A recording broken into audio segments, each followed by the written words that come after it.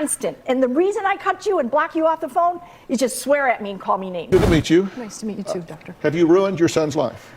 I do not feel I've ruined my son's life. There are people out there, and I've said this several times, who have felony convictions, who have a job and are working and have families and have careers. So I do not feel I've ruined his life. Well, let's assume for argument's sake, okay? I'm not saying this is true, just hypothetically. Let's assume you did negatively impact his life. Was that your intention? My intention was to get my son some help, and I actually had fear. In the moment? In the moment, yes. Okay, you guys actually went to court. You went to trial. You testified. Right. Because I thought that they would give him some anger management courses, which he had never taken in the past, and that was my intention. How'd that work out? It did not work out because it's just escalated ever since. So has he fixated on that one thing? Yes, he is fixated on that one conviction. It is all my fault. I've had my life threatened. He even threatened the governor. He tried to get a pardon from the governor and threatened the governor's life in Illinois, and I had police come to my door. We have a young man that's now 35 that's pointing to an isolated incident at 28 where you called 911 on him because you were afraid he was in meltdown, and he is now blaming everything going wrong in his life on that one incident. Yes. So how you reckon he's going to get along with me? He's not going to get along with you at all, Dr. No. No. Why not? Because you're going to point out things that he will deny. Well, we're going to find out because Tim is here, and Tim says he will spit on his mother's casket. Does he really hate her that much? Take a look. Tim hates me because of this conviction. He blames me for everything. Tim says he does not have anger issues, but I have emails and text messages that prove otherwise. My mom has thought I needed anger management since I was 26 years old. Tim calls me most horrible names on voicemails. You stupid idiot. You are so stupid. I've called my mom names out of frustration and pain. When Tim calls me these names, I consistently block him from texts or phone calls. I overreacted to get someone's attention, and that was the only thing that seemed to garner a response. Tim told me he's going to burn my house down, he's going to sue me, and I could kiss my retirement goodbye. There was one time I actually said I wanted to burn her house down, but I didn't specify with her in it. But that's not like a recurring thing. One night, the doorbell rang, and on the front porch was a tarp. I brought the tarp inside the house, unfolded it, and on the tarp were spray painted big letters, you. I'm not angry in any way whatsoever. They go, you married? That man deserves to die. I have problems with my mother, but I have not had any of those problems with anyone else. So y'all have not seen each other in 2 years? Give or take a few months. Okay, it's been a while. Yes. Do you want to have a relationship with your mother? That would be not possible given the situation. Unless the situation gets rectified, there's just no way. Okay, and describe the situation for me in your words. Well, I came from a house where I was afraid my entire life. It's just a nightmare. It is a nightmare. I have not been able to get a job because of this charge and because I am not top-notch at interviewing anymore. I think that Tim doesn't have a job because he feels he's entitled and makes up excuses. My mom is going to make it seem like it's just about jobs, and it's not. It's about happiness. People with this conviction do get jobs. They do have a life. I always believed that my mom would do the right thing. So far, nothing. My mother has been disappointing in that respect. Well, what were you doing on that day that resulted in her calling the police, whether it was a right decision or a wrong decision? I mean, you weren't just there talking like we're talking right now, and she just said, well, you know what, I think I'll call the police on him. What was going on that made her think she needed to call the police? She came in my room, and I just got off work, and I knew she was coming. I heard her coming up the stairs. I knew she was going to open my door. I knew she was going to start nagging me and back and forth, and I'm just sitting in my chair like this. And I honestly, that's the best answer I can give, because I just don't know. I don't understand why she insisted on nagging and nagging. It's not even nagging at that point. It's harassment. It's provocation. And that is what confuses me a lot about this. Well, you know what confuses me? Is you were 28. Yes, I was. She had given me a deadline to move out by June 1st, and then she just, that night when she came in, she hands me this fake eviction notice, and 2 weeks before that, she's telling me I had to move out by June 1st. I just didn't understand. She's just creating issues. My point is, why not move out when you were 27 or 26 or 25 or 24 or 23 or 22 or 21? Why were you still there at 28? I had no money. I had to live somewhere. So who am I supposed to go to? Get 4 roommates and live in a cheap did- apartment somewhere? And I did that a month and 3 days after this incident occurred. And it was well known amongst all of us that I was moving out. Yeah. I mean, I don't really understand. But did you put yourself in the situation by living with a woman that was harassing you? Did I put myself in a situation? No. I mean, she's my mother. You said she lied to the police. She blew it up. Did you throw her phone? Yes, I lobbed it underhand into the yard across the street. Why did you do it? So she would stop harassing me. I mean, I'm trying to leave at this time as well. Like, when I threw it, I'm also trying to leave and just get out of the house. Like, I don't even know if I would ever come back that night. But why take her phone and throw it? Because she's calling people. This was a matter that could have been handled internally. I mean, I don't understand. But what gives you the right to take someone's phone, someone's personal property, away from them forcibly and throw it? Well, What gives you that right? Nothing gives me that right. But you did it. But what gives her the right to make some calls that she shouldn't be making? She's a grown woman in her own house on her own phone. She can call anybody she wants and say anything she wants to say. So she can call 911 at any time. Yes. She can. It doesn't mean that it's reasonable, but she has that right, just as you do. You could pick up your phone and call 911 at any time and say, my mother's acting really irrationally and unreasonable, and I don't pay attention to her when she calls you. You could do whatever you want. You could call anybody. But she's my mother. Right. The whole thing, I didn't want to get my mother in trouble. Like, I mean, I don't understand. The 911 operator actually called me back twice because he hung up the phone. So when he says I called, they called me back, and that's when he followed me outside. I did not follow you. Grabbed I'm the leaving the phone house. There's only one door. Came behind me and threw the phone as hard as he could. I've told your production team I'm here for one specific reason, that is to get my name cleared of this conviction, because I would never harbor any physical or any emotional violence towards my mom. I was merely trying to separate us that night. Okay, well, I here's was the one being the adult that night. This is the police report of that night. This is your narrative. You say, Timothy continued to argue, and Timothy placed his hand on Kathy's back and physically pushed her near the doorway. Then he pushed the bedroom door against her body, causing Kathy to be pushed out of the bedroom. That's what you told police. Then here's what you said. You said, Timothy stated he wanted Kathy to leave his room, so he closed the bedroom door. Timothy stated, I really didn't think the door bumped her. I was just holding my door shut. But then in court, which I can't believe this went to court, I went to surprising court to me. because I trusted my mother. Yeah. So here's the attorney. He's cross-examining you, and he says, and you were so upset that you decided to push your mom out of the room, correct? You said, I was upset for other reasons than that. I mean, that really isn't the reason I pushed. I tried to get her out of my room that night. The attorney, okay, but you did push her out of the room. Tim, non-violently, yes. The attorney, okay, and that was you used your arm, correct? Yes, I'm sorry. The attorney says, and you put your arm on her back, correct? On her upper, on her shoulder, okay? And you pushed her towards the door, correct? Yes. Because you wanted the incident to just be over. You said just wanted, correct, to be left alone. Yes.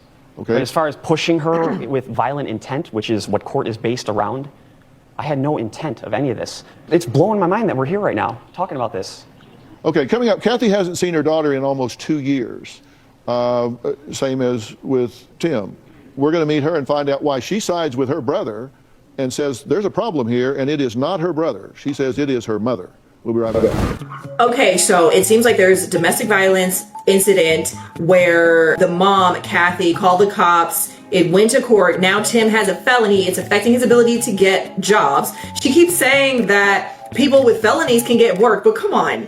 People with felonies often struggle to get hired because employers don't often want to hire felons. This is a known thing, so I don't know why the felony's impact on his life is being downplayed. It would have a massive impact on his life. Him still living at home with her when he was 28, that could mean something or it could mean nothing. He said he didn't have any money, he didn't have a job. I wonder if there was some learned helplessness there. When I was 28, I was still living with my mom, but because I had been she had intentionally put me in a situation where she wanted me to be completely dependent on her. That included financial dependence and abuse. So it's possible something weird was going on there, or it's possible he was just a lazy bum who didn't want to leave, but he was leaving. And I think it's ridiculous to call the cops because he guided her. I mean, the word push was used, but just to get her out of the room and close the door, I feel like it's not a violent act.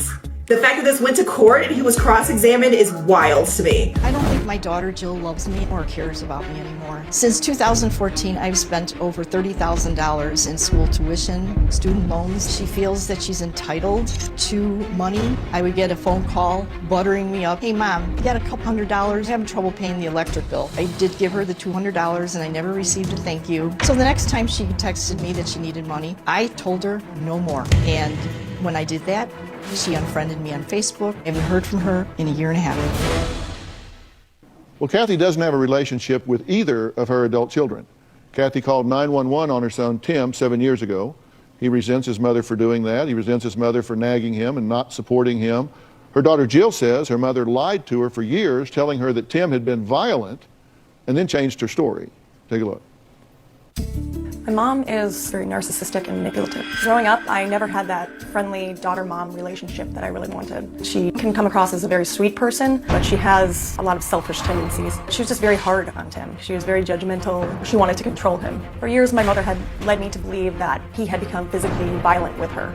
At the time, I had a much closer relationship with my mom. I never imagined that she would lie about something like this. For years after the incident, I did not talk to my brother. Over time, my brother, he had been texting me. When I was in grad school, I started to piece things together. I'm like, there's something wrong here. So that's why I wanted to go back there to investigate and try to help my brother. 3 years ago, my mom came clean with me and told me that she had exaggerated the whole situation and that he did not physically harm her. I began to think, who is this woman? How could she do this to her own son? Tim was never a violent person. He never got into a fight with anybody. I don't think that my mom has come clean to the family yet, and for that reason, they have alienated my brother. Tim hates my mom for what she's done, and I really don't blame him. Did she tell you that he had been violent with her? Yes, the day after the incident, she told me that he had pushed her and slammed her in a door. And that's not what happened. Are you saying that's what happened? Are you saying that he physically attacked you and flung you out of the room? I never said he physically attacked me. I just said he pushed me behind the door and he pushed slammed me. You in a door. Slammed the door. Slammed you in a door. And not in the door, Yes. but against me. Okay. When you look at what the judge said about this, on count 2, that did he knowingly and without legal justification make physical contact of an insulting or provoking nature with his mother? He testified he pushed his mother away from the door with his hands. It certainly was an insulting or provoking nature. If you get into an argument with someone that does not give you the right to push them, therefore, on count 2, I will find the defendant guilty. But it was never disclosed in court that she actually was the one who instigated provocation and harassment that night, and insulting too. But you testified in court. I was new to court. I didn't know what was going on. Did you represent yourself in court? I did. But because this was my mother, and because the events that transpired that night were so common in that household, I never in my wildest dreams thought that would happen, and I never in my wildest dreams thought my mother would just not even throw away the key, destroy the key. Okay, well, the court, on count 1, the court notes that your mother did say that her son did not really physically harm her. She said into the court record that her son did not physically harm her. So I think it is correct to point out that he doesn't cause any bodily harm to his mother. So on that count, I find him not guilty. For years, his record said bodily harm. You could search his record and it said bodily harm. That is correct. But I still was given the bodily harm. Well, we still hired lawyers to try and help me with this, and they saw the bodily harm. Okay. And I just. Okay. But that was a clerk error. Well, it still shows up in a database that people look at. We saw it online. I mean, you could call it a typo, but Okay. that's just so unfair. I can't change what the clerk did or didn't do. What I can do is say right here on national television publicly that I've read the record, and the record says that the court found you not guilty of causing bodily harm to your mother. Okay. What you were found guilty of was interfering with a 911 call. Yes. And for pushing her out of the room. I didn't push. Tim and Jill claim that their stepfather was verbally and physically abusive to them, and their mother did nothing. We're going to talk about that and add him to the conversation after the break. My mother didn't provide a comfortable environment for my brother and I to grow up in because she brought this man into her house, Vince, who just didn't like us. He became physically violent, but mainly was just very emotionally abusive. Vince has physically abused me a couple times. One time he had pinned me up against the wall, and the second time he pressed me into a cabinet, pushed me up We had an indent on our cabinet and left me with a cut under my eye. Vince is a wonderful husband, but he's not a good stepfather. Vince could have made a better effort to be kinder to my children. There was one incident where my husband was trying to teach Tim how to load the dishwasher, and Tim made a snotty remark. My husband grabbed him by the shirt, pushed him against the cabinet, and was screaming at him. I got frightened, so I called 911. There was a time Vince pulled a knife on me with the intent to at least scare me. I was in years of therapy afterward, and my mother will say it was just a butter knife. It's not the fact that it was just a butter, it's how he held it and how he looked at me. Menacing. He was bad enough to the point where I had recurring nightmares. When I was around 16, my stepfather became violent with me because I would not drink a shake. I had been suffering from anorexia at the time and I wasn't comfortable. Vince dragged me down the stairs by my hair. Vince threw me on the ground. He was standing over me, grabbing my wrists and shaking me and saying he was going to kill me. You know, I thought that was pretty psychotic.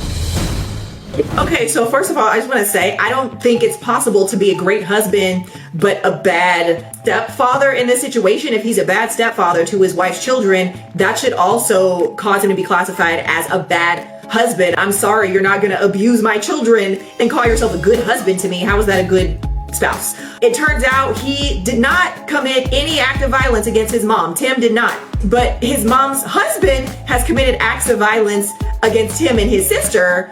And I don't think his mom called the cops on him for that. And I don't think the husband has any felonies, but her son Tim has a felony on his record now for pushing his mom out of his room and closing the door.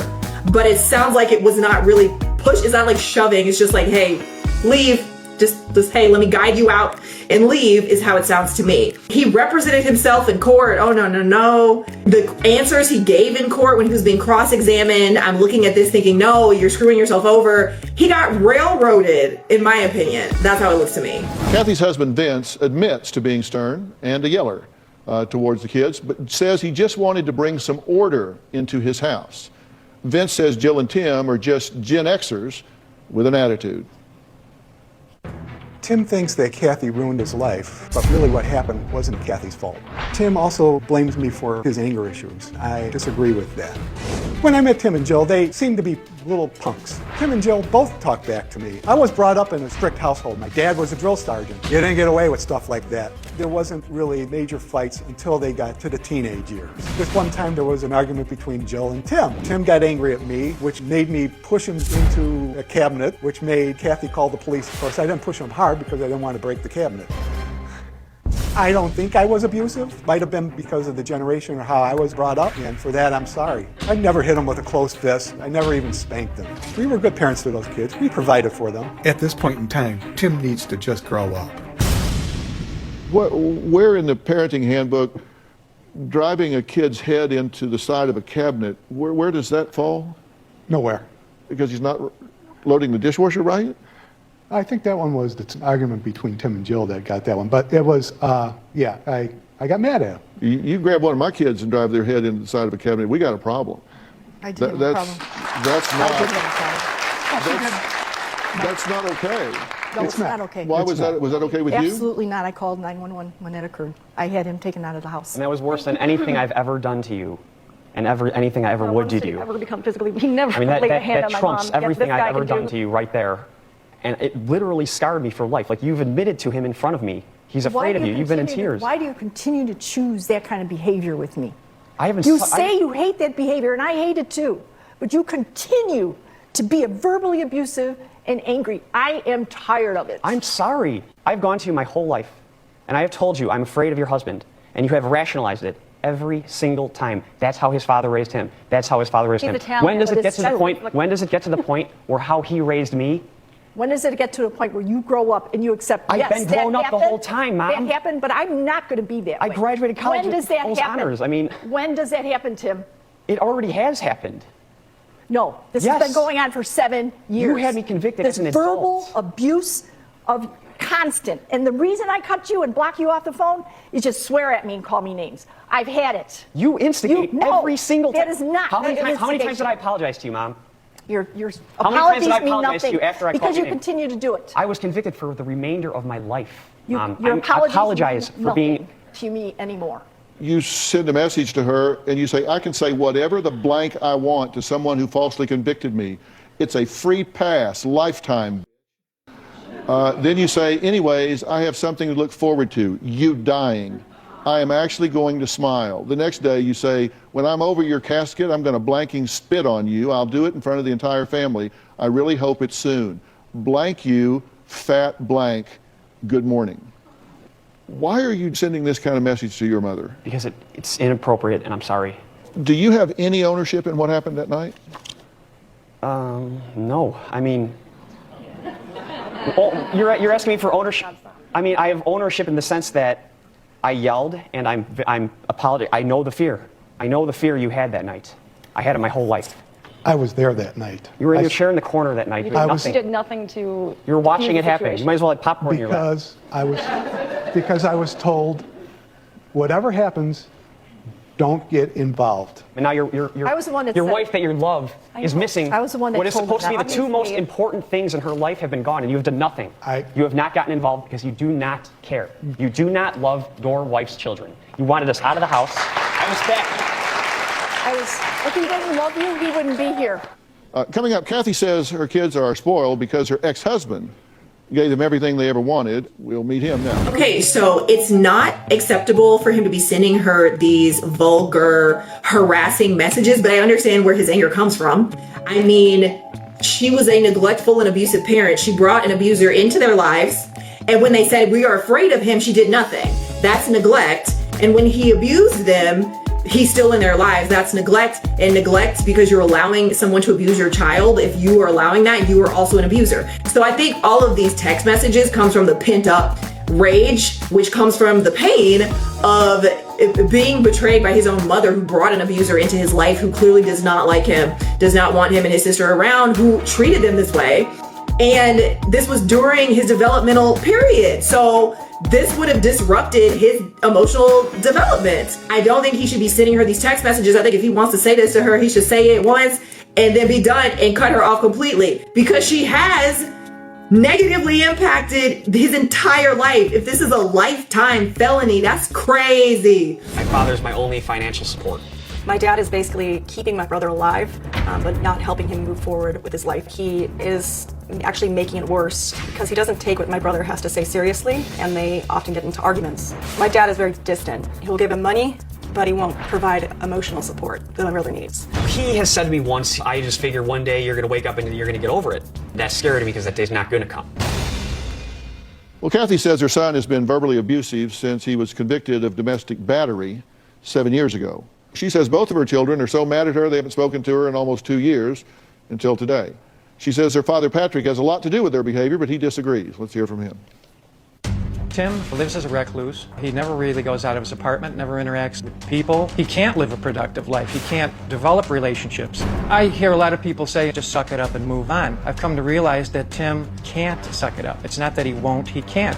For some ungodly reason, Kathy appears to me to be a potential key to this entire situation. If she would just come forward and say, Tim, I love you. I'm sorry this occurred. I didn't realize the implications. Maybe that situation would get a little bit better.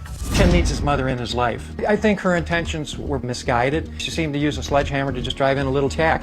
Way overkill. She just wanted to get him into anger management, but she also got him convicted of domestic battery.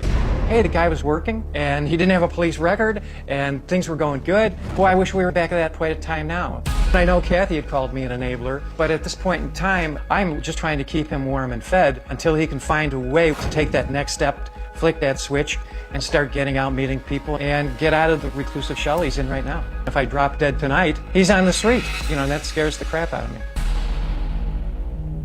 Thank you for being here. My pleasure. I appreciate it. You've been listening to everything we've been talking I about so certainly far. have. What can you add to this situation? I want to get one thing straight first. I mean, Kathy, you and I had a couple of conversations 4 or 5 years ago over the phone, and I clearly remember you saying, if I had any idea the implications of this charge, I would have never called the police.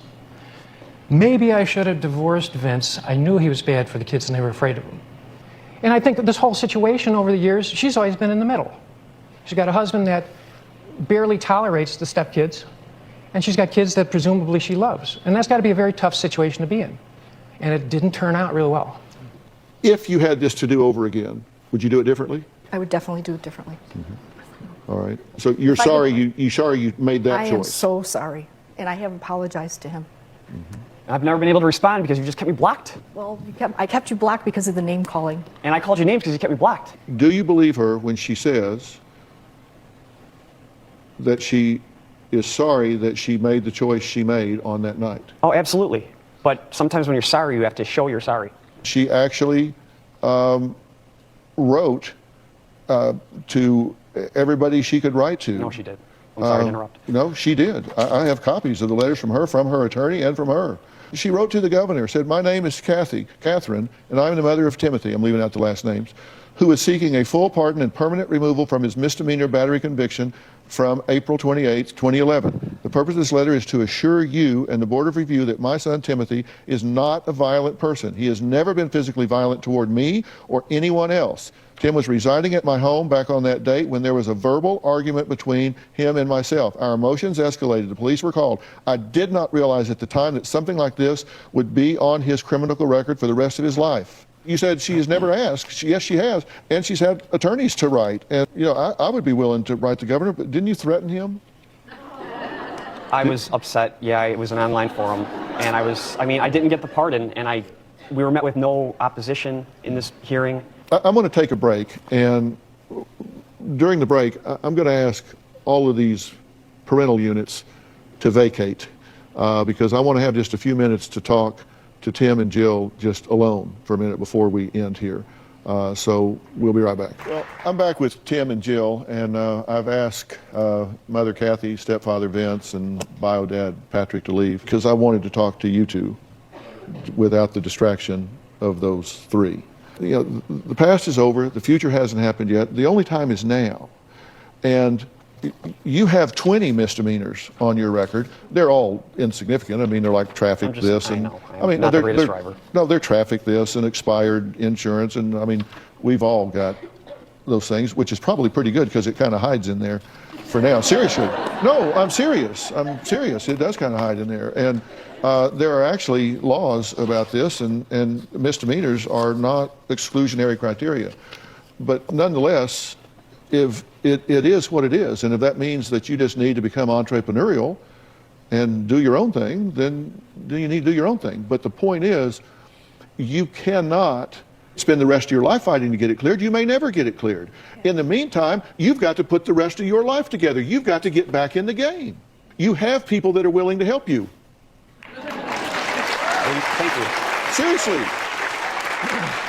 And you do need some help with this. One of the things you need is a life coach. You need a life coach that will coach you like an athlete, that will coach you into getting back into the game. It's not like I haven't worked throughout this thing. I had jobs. I worked in Washington, D.C. I worked in Schaumburg, Illinois. But you know what one of your jobs is? To let go of the pain. You're constantly reminded of it. I mean, no, I just... Part of it is to let go of the pain, give yourself the right to be happy again, give yourself the right to have some joy again. You got to forgive this woman, because if you don't, you're just trapped and stuck. But I want to help you with that. There's no way I'm ever going to forgive her. It's just not going to happen. That's not true. And you don't know how to do that yet, but that's what I'm saying. I'm going to get you the help so you know how to do that. I do know how to do it. No, you don't, or you would be doing it. I would have went to college. I graduated college. I worked my ass off. I got out. I was looking for jobs, couldn't find a job, and then all of a sudden, she was unhappy with me waiting tables, so she decides that's enough grounds to get mad at me and call the police. And I'm telling the truth right now, and they're laughing at me. I mean, no, they're not laughing at you. But literally, that night was one of 1,000. Probably more. I mean, my whole life is mocked. My life was mocked. I totally get it. I totally get it. I totally get it. That was then. This is now. You got to learn to rise above your raisin. To help you now, because I think you can make some great strides. I think you can turn this around, and I think in a reasonably short period of time, the world can look very different to you if you're willing to take a leap of faith and do some things that I want to arrange for you to do. I think you'll find them very stimulating, very intriguing. I would like for you to do some workshops at a place called Onsite in Nashville, Tennessee, that are really intensive workshops for people that have been through some of the trauma that you've been through. And I'm saying to both of you, I want both of you to do this. I will pay to fly you there. I will cover everything while you're there. I would like you to start doing these things. And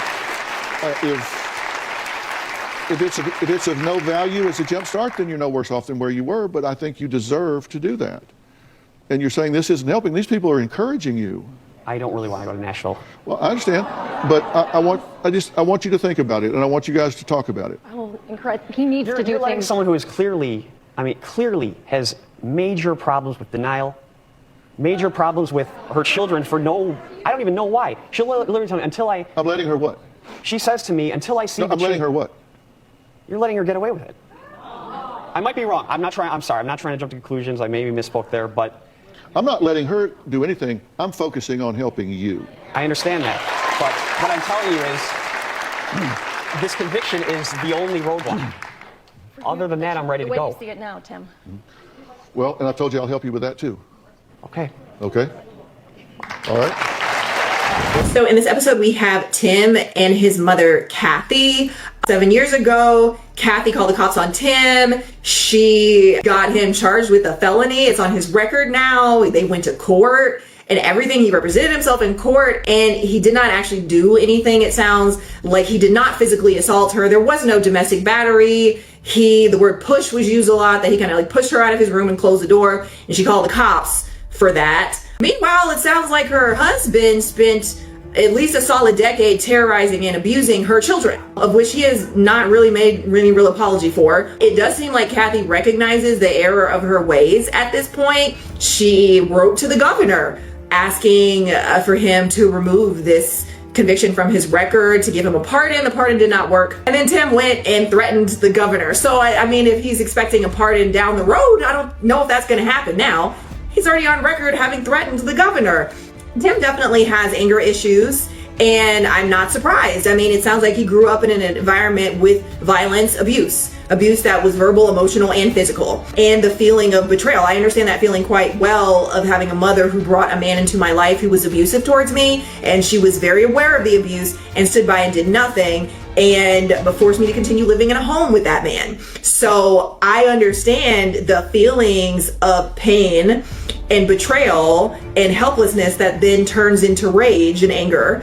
And he's just walking around carrying all of that around, and it's not helping him. I think that if he wants to go no contact with his mother, he can go no contact with his mother, but then stop texting her. Stop texting her these harassing messages. That's not no contact. You were in contact. Stop. Like, if you want to cut her off completely, just cut her off.